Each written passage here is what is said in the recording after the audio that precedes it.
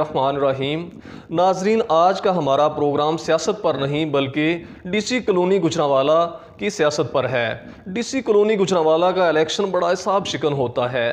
یہاں ضلع گجرانوالہ کے ہی نہیں بلکہ وفاق اور صوبائی نہیں بلکہ کشمیر کی اہم ترین سیاسی شخصیات بھی اس الیکشن میں دلچسپی لیتی ہیں۔ جوڑ توڑ کا سلسلہ عروج پر ہے۔ ڈی سی کالونی گجرانوالہ کے اس الیکشن میں 4 گروپ جو الیکشن میں حصہ لے رہے ہیں، ان میں یونٹی گروپ، فاؤنڈر گروپ، عدل گروپ اور پاسبان گروپ شامل ہیں۔ مختلف گروپ اپنی کامیابی کے دعوے بھی کر رہے ہیں۔ آج کے ہمارے پروگرام کی مہمان شخصیت سابق general secretary D C colony Gujranwala Chaudhry Atif Iftikhar Cheema صاحب ہیں، جو کہ یونٹی گروپ کی جانب سے جنرل سیکرٹری کے امیدوار بھی ہیں۔ انتہائی ملنسار شخصیت ہیں اور ڈی سی کالونی کی سیاست میں انتہائی اہم ترین کردار ادا کر رہے ہیں۔ ویلکم ٹو دا شو عاطف افتخار چیمہ صاحب، یہ بتائیے گا کہ آپ نے ڈی سی کالونی میں سیاست کا آغاز کب کیا؟ جی بہت شکریہ سر آپ کا، آپ نے ٹائم دیا اور یہاں پر آ کے اتنے اچھے پلیٹ فارم کے اوپر ہمیں جو ایکسپلین کرنے کا موقع دیا۔ ڈی سی کالونی جو ہے 2019 میں الیکشن آیا تھا اور وہ پھر ہوا 20 جنوری کو 2020 کو، تو اس ٹائم پہ میں ڈی سی کالونی کی سیاست میں آیا۔ پہلا الیکشن کنٹیسٹ کیا اور اللہ تعالیٰ نے ہمیں کامیابی دی۔ میں سیکرٹری اور میرے ساتھ میرے گروپ کے 8 ممبر جو ہیں وہ جنہوں نے مین سیٹ، ہم نے 3 مین سیٹس ہم نے نکالی۔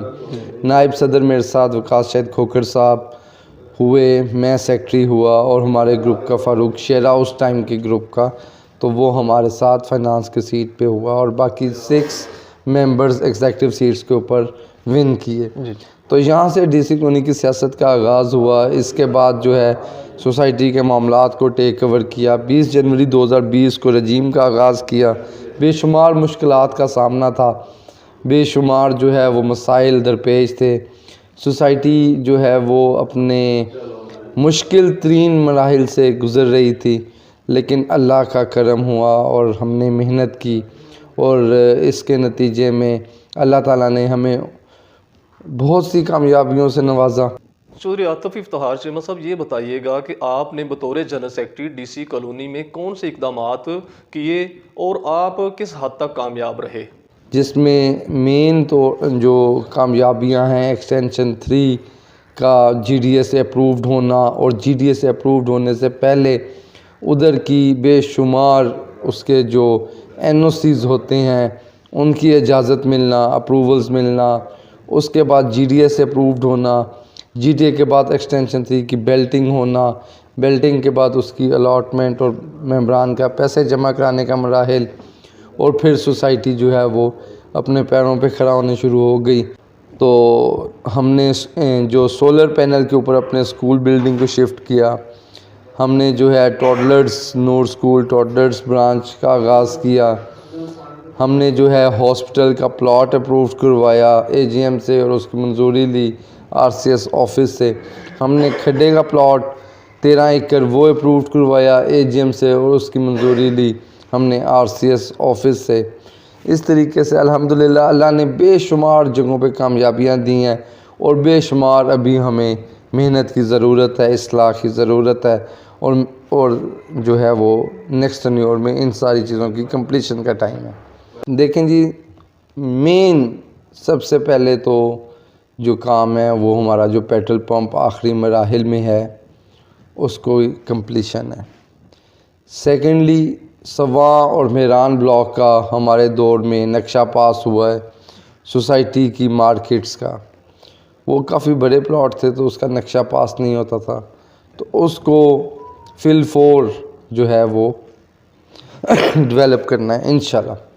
ایکسٹینشن 3 کا کام میں اپنے 3 سالوں میں مکمل کرنے کی خواہش رکھتا ہوں کہ اگر اللہ نے ہمیں عزت دی تو ہم جو ہمارا نیو بلاک بن رہا ہے وہاں پر ہم نیکسٹ 3 ایئرس میں ڈیولپمنٹ ورک کمپلیشن پہ لے کے جائیں۔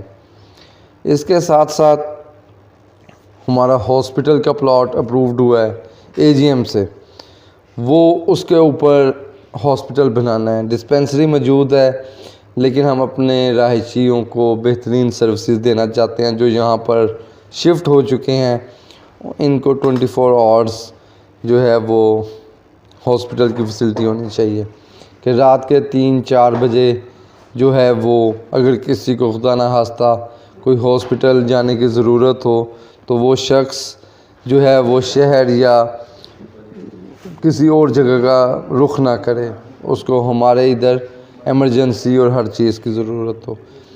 اسی طریقے سے ایک پرائیویٹ ہاسپٹل ہم نے چودھری فیملی ہاسپٹل اپنی جگہ ایک ہاسپٹل کو رینٹ پر دے کے، مناسب رینٹ پہ دے کے وہاں پر ہم نے ICU اور ہر چیز اس کا آغاز بھی کیا۔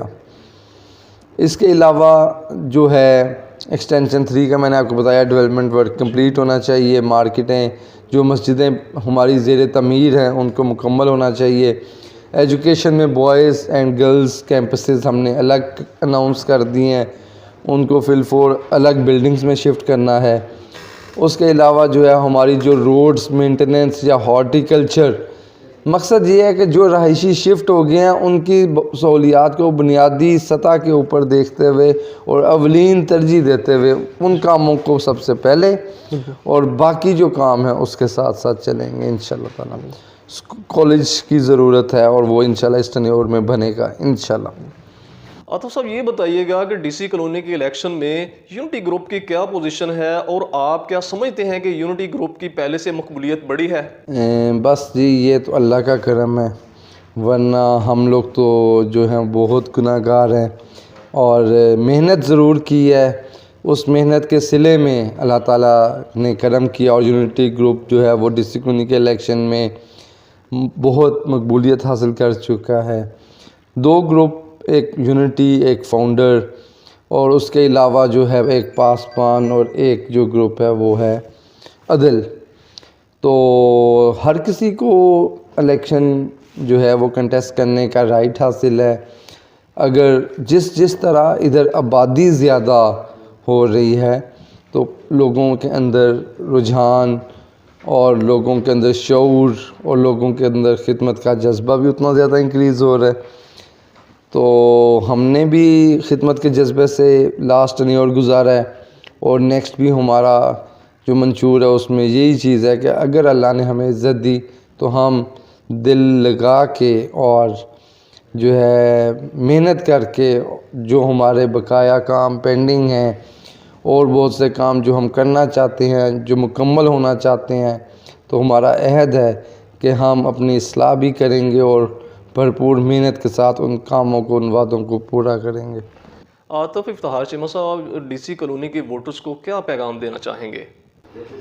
جی میں یہی پیغام دینا چاہوں گا کہ 12 مارچ کو یونٹی گروپ کو کامیاب کروائیں اور ہم سب مل کے یہ عہد کرتے ہیں آپ کے ساتھ، میں سیکٹری عاطف افتخار چیمہ اور اپنے گروپ کی طرف سے یونٹی گروپ کی طرف سے یہ عہد کرتا ہوں کہ انشاءاللہ تعالیٰ اگر اللہ نے چاہا تو ہم کامیاب ہو کر اپنی محنت اور لگن سے سوسائٹی کے ممبران کا تحفظ اور ان کے تمام تر بنیادی سہولیات کو مد نظر رکھتے ہوئے جو بھی مسائل ہیں ان کو حل کریں گے انشاءاللہ تعالیٰ۔